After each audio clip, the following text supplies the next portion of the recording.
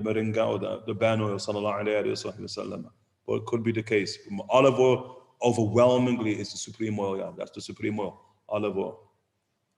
How can we do khidmah of the Prophet sallallahu alayhi wa sallam? Sharia. Like Muhammad Jasus, rahimahullah ta'ala, says, living the Sharia of the Prophet sallallahu alayhi wa sallam, that's khidmah to Rasul sallallahu alayhi wa sallam. How can you do khidmah of the Rasul sallallahu alayhi wa sallam? Learning his life and his shama'il. Imam Jasus mentioned it, that khidmah of the Rasul sallallahu alayhi wa alihi wa sallam. Da'wah ila Allah subhanahu wa ta'ala. And da'wah, and those who call unto Allah subhanahu wa ta'ala and who build those institutions that facilitate, quote to quote, the teachings of the Rasul sallallahu alayhi wa sallam and its dissemination in the age in which we live in. When shuf, it's on the verge of extinction, verge of extinction. And those the great institutions that preserve the teachings of the Rasul sallallahu alayhi wa sallam in the lands of the Muslims are on the verge of extinction. If you're going to ask, well, what if someone says, I want to go and study the religion of Allah subhanahu wa ta'ala, you ain't getting off 2 fingers or 2 hands, sorry. You ain't getting off 2 hands in terms of institutions. And that's nothing to be proud of inside of the sage. And often it's clear we're in a state of retrogression. It needs a type of tajdeed, although the principles of tajdeed have already been well set in motion, but it needs people now to build on the basis of those foundations and principles. Okay, again, our age, we have a lot to do, a lot to do, like a lot, unbelievably a lot. And we should never be satisfied with whatever we do. When people build Felicity House and you're satisfied, and walk hard, walk hard. If you saw people like, we're doing Olive Mountain, whatever, when we did that, sure, whatever, walk hard, walk hard, sure. We got to build till the day we die and then leave a legacy upon our children, keep building.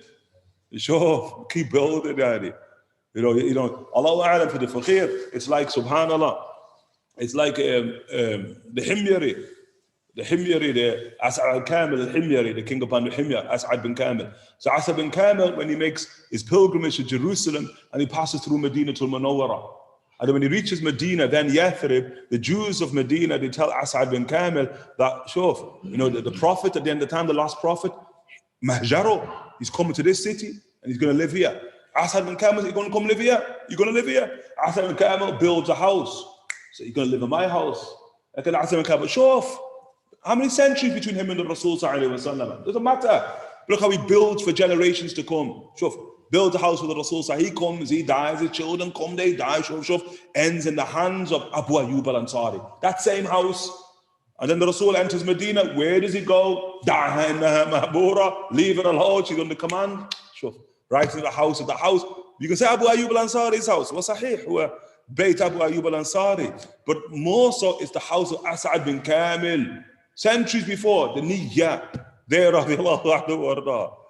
Shuf, kalab, subhanallah, I remember we first went to Tarim, the daughter of Tarim, it's like the third daughter, third ever daughter, inside the Tarim, we were there, and we're in Masjid Aidid, blessed by Aidid. Allah Ta'ala blessed the munshids there, the munshids who sing in the Mawlid, the Raunak, and Sajid, and Abdul Rahman.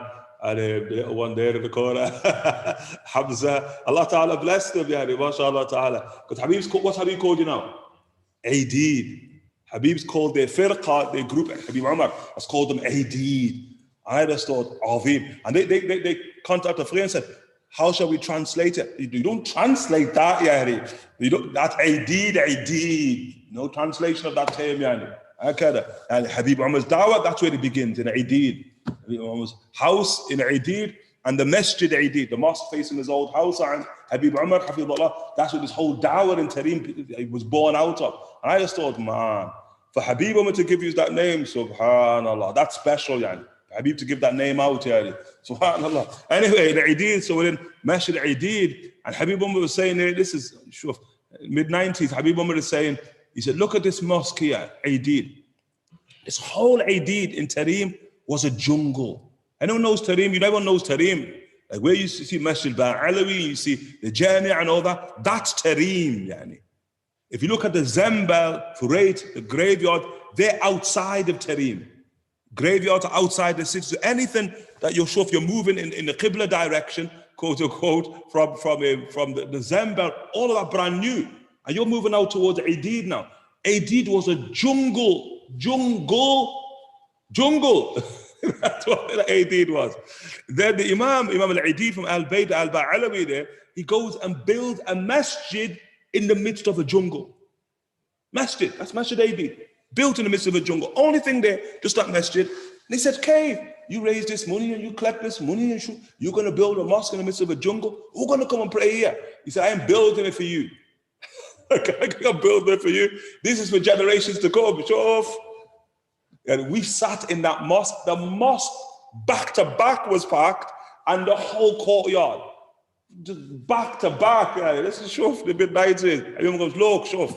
Everyone said this is the fulfillment of his niyyah 300 years ago. Look at that. Fulfillment of his niyyah. Shuf. Remember, when we looked at Ta'if, a da'wah il al-aslab. Our teachers, the da'wah is to the loins, yani. And ain't to the generation. People say, oh, sure, you got to take in consideration the age in which we live in. Forget that. Not saying that's not a degree of religion, but religion is not quote unquote. You get the point just about the age in which you live in. There are other ages to come. And especially when you build, you build for generations to come. النفع للناس هذه أما ينكث في الأرض أما لا ينفع الناس سيمكث في الأرض, as Allah Ta'ala says. As that which benefits people, it remains upon the face of the earth. Sure, it remains upon the face of the earth. Okay? Hakada we ask Allah Subhanahu wa Ta'ala, Araftum khidmah. Remember, the bigger the khidmah, the bigger the love, the bigger the proximity.